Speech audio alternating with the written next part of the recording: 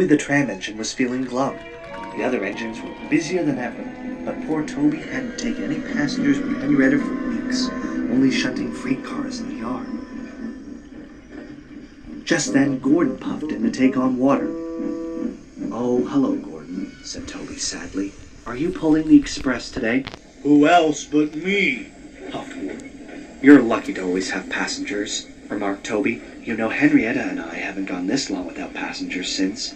"Well, not since my old tramway." "It would be nice to have my own tramway again," sighed Toby. "Like having my own branch line."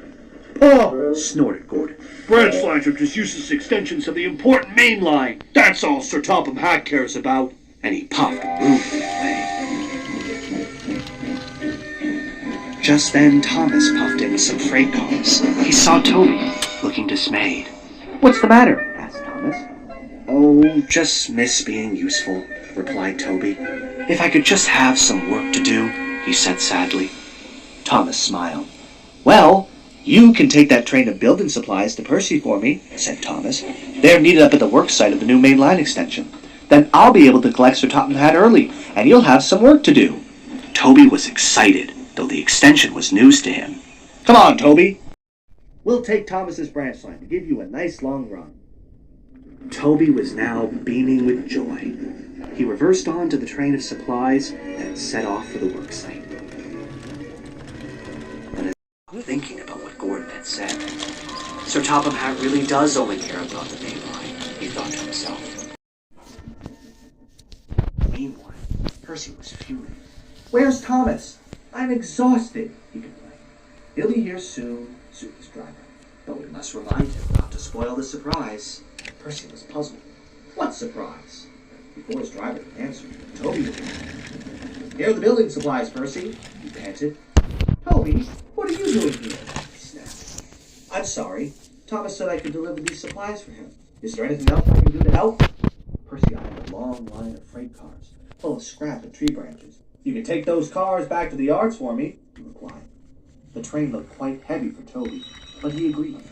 He rolled onto the special junction, called a Y, to change direction.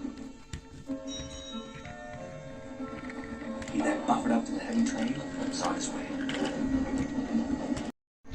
He made a tremendous effort, but just as he reached the top, the weight of the cars became too much for him. His driver shut off steam. Dead ahead of his track. "Look out, Percy!" cried Toby.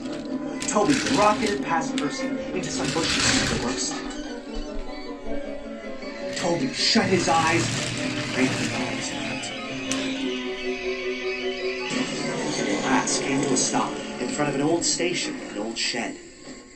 When Toby opened his eyes, he couldn't believe where he was. Percy pulled up behind him. "Are you all right, Toby?" he gasped. Toby was bubbling with excitement. "Percy, this is my old tramway. And look, there's my old shed. I never thought I'd see it again." Just then, Thomas arrived with the work group and Sir Topham Hatt. He spoke sternly to Toby. "You should know your own strength by now, Toby," he boomed. "I'm sorry, sir, but I only wanted to help." "I'm aware of that. I'm just glad to see you safe, though it's a shame you've spoiled your surprise." Toby was confused. "My surprise, sir?" Sir Topham Hatt smiled. "Yes, Toby, our new extension is in fact a restoration. We are restoring and connecting your tramway with the main line and Thomas's branch line." Toby grinned from buffer to buffer. He almost couldn't believe it. "Oh, sir! Thank you, sir!" Toby and Henrietta took a special charter of friends, old and new, down the line and opening line.